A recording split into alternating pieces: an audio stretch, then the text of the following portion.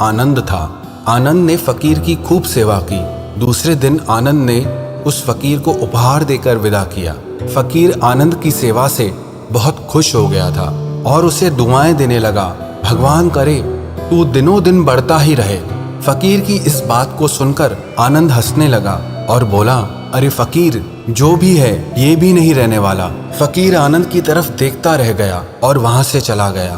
कुछ वर्षों के बाद फकीर फिर आनंद के घर आया और देखा कि उसका सारा धन, सारी संपत्ति, सब कुछ खत्म हो चुका है। पता चला अब आनंद गांव के किसी बड़े जमींदार के घर में नौकरी करता है। वो फकीर आनंद से मिलने गया, लेकिन आनंद ने अभाव में भी उस फकीर का स्वागत किया। झोपड़ी में फटी चटाई पर उसे बिठाया और खाने के लिए जो उसके पास सूखी रोटी दी वो फकीर को दे दी। दूसरे दिन जाते समय फकीर की आंखों में आंसू थे।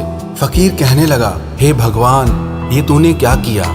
आनंद फिर हंसा और कहने लगा, अरे फकीर, तू क्यों दुखी हो रहा है? ईश्वर हमें जिस हाल में भी रखे, हमें खुश रहना चाहिए, उसे धन्यवाद देना चाहिए। समय सदा बदलता रहता है और सुनो, ये भी नहीं रहने वाला। फकीर सोचने लगा, मैं तो केवल भेष से फकीर हूँ, लेकिन सच्चा फकीर तो तू है आनंद। कुछ वर्षों के बाद फकीर फिर यात्रा पर निकला और आनंद से मिला तो देखकर हैरान रह गया। आनंद अब तो जमींदारों का भी जमींदार बन गया है। उसे मालूम हुआ कि जिस जमींदार के यहाँ आनंद नौकरी करता था उसकी कोई संतान नहीं थी। मरते समय उस जमींदार ने अपनी सारी जायदाद आनंद को दे दी।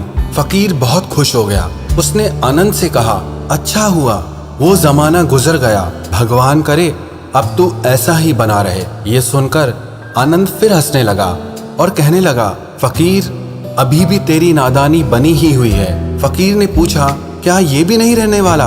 आनंद ने उत्तर दिया, हाँ, या तो ये चला जाएगा या फिर इसको अपना मानने वाला ही चला जाएगा।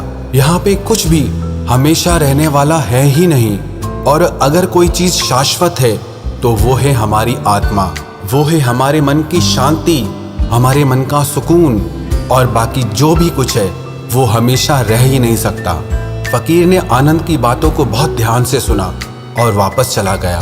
कुछ सालों के बाद फकीर जब उसी गांव से गुजरा, आनंद का वो महल तो है लेकिन उसमें आनंद नहीं है। उसमें कबूतर गुटरगू कर रहे हैं क्योंकि आनंद अब इस दुनिया में नहीं था। उसकी मृत्यु हो चुकी थी। कह रहा है आसमां, ये समा कुछ भी नहीं। रो रही है शबनमें, नौरंगे जहां में कुछ भी नहीं। जिनके महलों में हजारों रंग के जलते थे फानूस, झाड़ उनके कब्र पर, बाकी निशान कुछ भी नहीं। वो फकीर मन ही मन सोचने लगा कि ये इंसान जिंदगी भर कितना दौड़ता रहता है, रोता रहता है, दुखी होता रहता है। जिन चीजों के लिए इंसान तड़पता रहता है, दुखी होता रहता है, वास्तव में वो चीजें हमेशा रहने वाली हैं ही नहीं, वो सारी चीजें बदलने वाली हैं। ये कहानी हमें शिक्षा देती है कि हमारी जिंदगी में जब भी कोई मुश्किल आए, कोई तकलीफ आए, कोई दुख आए, तो हमें ये सोचना चाहिए कि जिंदगी में इससे पहले जो मुश्किलें आईं, जो उलझनें आईं, क्या वो रुकी? क्या वो हमेशा रहीं? जैसे आज तक सारी मुश्किलें होकर चली गई, वैसे ही ये मुश्किल भी होकर चली जाएगी। ये भी हमेशा रहने वाली नहीं। तो आपकी जिंदगी में कितना भी बड़ा दुख क्यों ना हो, कितनी भी मुश्किलें क्यों ना हो, आप मन में ये विश्वास रखना, ये मुश्किलें, ये उलझनें हमेशा रहने वाली नहीं। और दूसरी कहानी, एक व्यक्ति मृत्यु के करीब था, मरने वाला था। उसने अपने बेटे को चांदी के सिक्कों से भरा हुआ एक थैला दिया और अपने पुत्र को बताया, जब भी इस थैले से चांदी के सिक्के खत्म हो जाएं, तो जो मैं तुम्हें एक प्रार्थना बताता हूँ उसे दोहराने से चांदी के सिक्के फिर से भरने लग जाएंगे। उसने अपने बेटे के कान में 4 शब्दों की प्रार्थना कही और वो मर गया। अब बेटा चांदी के सिक्कों से भरा थैला पाकर बहुत खुश हो गया, उसे खर्च करने में लग गया। वो थैला इतना बड़ा था कि उसे खर्च करने में कई साल बीत गए, लेकिन इस बीच वो 4 शब्दों की प्रार्थना ही भूल गया। जब थैला खत्म होने को आया तब उसे याद आया, अरे वो 4 शब्दों की प्रार्थना क्या थी? उसने बहुत कोशिश की लेकिन उसे याद ही नहीं आया। अब वो लोगों से पूछने लगा। पहले पड़ोसी से पूछा कि ऐसी कोई प्रार्थना तुम जानते हो जिसमें 4 शब्द हैं? पड़ोसी ने कहा, हाँ, एक 4 शब्दों की प्रार्थना मुझे मालूम है, ईश्वर मेरी मदद करो। उसने सुना और उसे लगा कि ये वो शब्द नहीं है, वो शब्द कुछ अलग थे। उसने बहुत सारे 4 शब्दों की प्रार्थनाओं को बार बार दोहरा के देखा, लेकिन उस खाली थैले में सिक्के बड़े ही नहीं। वो मन ही मन बहुत दुखी हो गया। फिर वो एक ब्राह्मण से मिला। उसने कहा, तुम ये प्रार्थना करो, ईश्वर तुम महान हो। लेकिन इस प्रार्थना से भी कुछ नहीं हुआ। फिर उससे एक धनी इंसान मिला। उसने कहा, तुम ये प्रार्थना करो, ईश्वर मुझे धन दो। लेकिन उस प्रार्थना से भी कुछ नहीं हुआ। आखिर में वो उदास होकर अपने घर में बैठ गया। तब एक भिखारी उसके दरवाजे पर आया। उसने कहा, सुबह से कुछ नहीं खाया है, खाने के लिए कुछ हो तो मुझे दे दो। उस लड़के ने बचा हुआ खाना भिखारी को दे दिया। उस भिखारी ने खाना खाकर ईश्वर से प्रार्थना की, हे ईश्वर तुम्हारा धन्यवाद। अचानक वो लड़का चौंक पड़ा और चिल्लाने लगा, अरे यही तो वो 4 शब्द थे।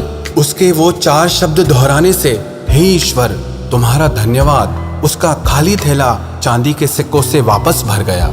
ये कहानी भी हमारी जिंदगी से ही जुड़ी है। वो खाली थैला हमारी जिंदगी है और वो चांदी के सिक्के खुशियां हैं। जब तक हम अपनी जिंदगी में शिकायत करते रहते हैं, परेशान होते रहते हैं, तब तक हमारी जिंदगी के खाली थैले में वो खुशियों के सिक्के आते ही नहीं। लेकिन जब हम सारी शिकायतें भूलकर परमात्मा को दिल से धन्यवाद देते हैं, प्रकृति को दिल से धन्यवाद देते हैं, शुक्रिया अदा करते हैं, तो हमारी जिंदगी में भी खुशियों के सिक्के भर जाते हैं। याद रखना एक बात, जो इंसान हमेशा शिकायतों से भरा रहता है वो कभी खुश नहीं हो सकता, और जो इंसान हमेशा धन्यवाद के भाव से, हमेशा शुक्राने के भाव से भरा रहता है, वो इंसान आपको हमेशा खुश दिखेगा। उस इंसान की जिंदगी में आपको शांति और सुकून हमेशा दिखाई देगा।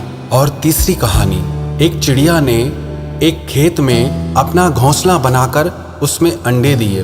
उसमें समय आने पर 2 बच्चे निकले। चिड़िया दाना चुगने के लिए रोज जंगल जाती और इस बीच उसके बच्चे वहां पर अकेले रहते थे। चिड़िया जब लौटकर आती तो बच्चे बहुत खुश होते, उसका लाया हुआ दाना चुगते थे। एक दिन चिड़िया ने देखा कि बच्चे बहुत डरे हुए हैं। उन्होंने बताया, आज खेत का मालिक आया था। वो कह रहा था कि फसल पक चुकी है, कल बेटों से खेतों की कटाई के लिए कहेगा। इस तरह तो हमारा घोंसला टूट जाएगा, फिर हम कहाँ रहेंगे। चिड़िया बोली, फिक्र मत करो, अभी खेत नहीं कटेगा। और अगले दिन सच में कुछ नहीं हुआ। बच्चे बेफिक्र हो गए। 1 हफ्ते के बाद चिड़िया को बच्चे फिर डरे हुए मिले। वो बच्चे बोले, किसान आज फिर आया था और कह रहा था कल नौकरों को कहकर खेत को कटवाएगा। इस बार भी चिड़िया ने बच्चों से कहा, तुम चिंता मत करो, कुछ भी नहीं होगा, डरो मत। अगले हफ्ते बच्चों ने बताया कि किसान आज फिर आया था और कह रहा था कि फसल कटाई में बहुत देर हो गई है, कल वो खुद आकर के इस फसल को काटेगा। ये सुनकर चिड़िया बच्चों से बोली, अब खेत कल पक्का कट जाएगा। वो अपने बच्चों को लेकर तुरंत एक सुरक्षित स्थान पर चली गई। बच्चे बहुत हैरान थे और अपनी माँ से पूछने लगे कि तुम्हें कैसे पता कि इस बार खेत सचमुच में कटेगा।